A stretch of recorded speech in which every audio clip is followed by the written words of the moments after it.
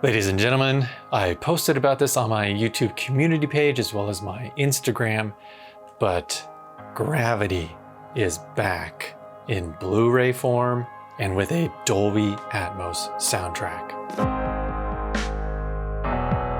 For many years, the only way to get the Atmos soundtrack on the Blu-ray is if you were to get the Diamond Luxe version, which sold out super quick. You can still get the Diamond Luxe version on eBay for a whopping $200 or thereabouts. But as of May 14th, 2024, if you were to get the Diamond Luxe version, you would be a sucker. Because the only reason I'm holding this in my hand was because I ordered it as soon as I found out that on May 14th, it was back in stock with the Dolby Atmos soundtrack. So I immediately ordered it. Granted, just FYI, if you don't want to get the physical copy and you're still just wanting a digital copy, whatever, you can get it on Apple TV. I myself downloaded it on my Apple TV 4K years ago when the Diamond Luxe version was the only version that had the Atmos track, and I obviously wasn't going to spend an exorbitant amount of money just to get it. So I settled for the digital version through Apple TV, which does in fact have the Atmos soundtrack also. So there's that.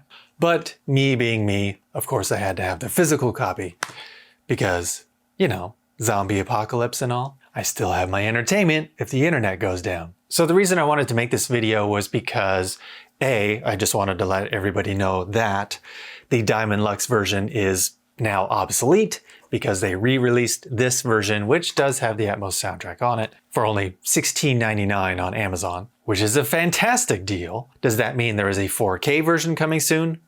Maybe.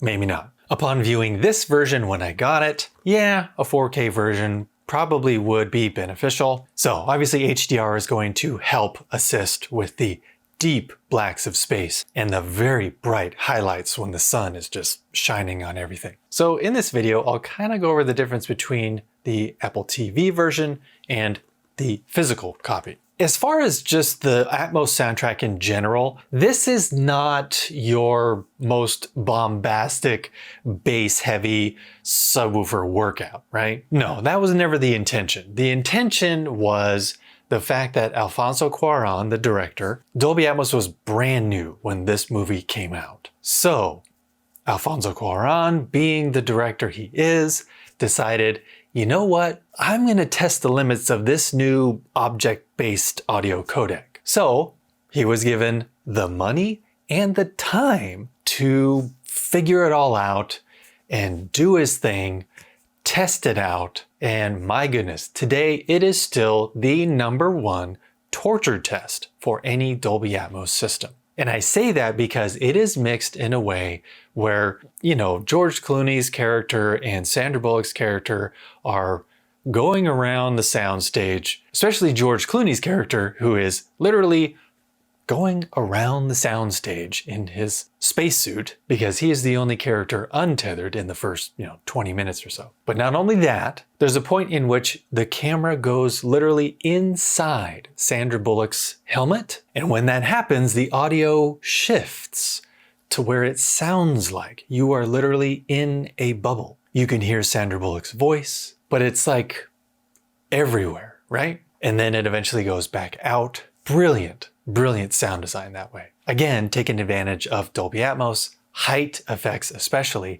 so much. So if you're needing some sort of demo just to make sure that your height speakers are up to snuff, or they're outputting as much as they need to, or as loud as they need to be, this is still, to me, the best Atmos mix overall. The actor Ed Harris, who is one of the Houston characters, back down on Earth, communicating with them via radio transmission. He is constantly talking to these people, and a lot of the times he is only coming out of the height channels. But what's brilliant is that just no matter where the camera is moving, the soundstage shifts accordingly. It is the most immersive Dolby Atmos mix. But one thing I want to say about the physical copy, another reason I wanted to get the physical copy as opposed to just sticking with the Apple TV version, is that it comes with an optional viewing of it called silent space, which basically takes out all of the music. So all you hear is the dialogue and the sound design.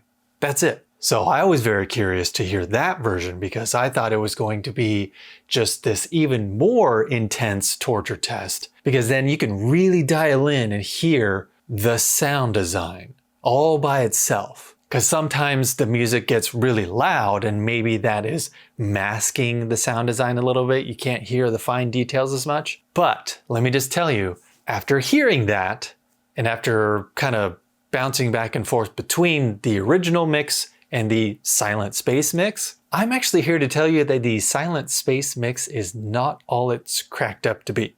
What I mean by that is it must have been an afterthought, and they must have just taken the bed layer and ran it through an Atmos up mixer. Because my system, I had the luxury of having external amps powering all of my speakers. And I have 2 external amps because right now I have my Marantz SR7015 hooked up because I'm going to be doing some other tests where the Marantz has very specific features that I need to do these other tests in future videos I'll get to. So right now I'm running a 7.2.4 Dolby Atmos system. So these external amps, I have all of my 7 ear level speakers powered with 1 external amp, and then the 4 height speakers powered by the other external amp. So what I did is I turned off all of my ear level speakers just by turning off the 1 external amp. So I listened to the first 20 minutes of Gravity just with the height speakers active, just to see what I'm actually getting.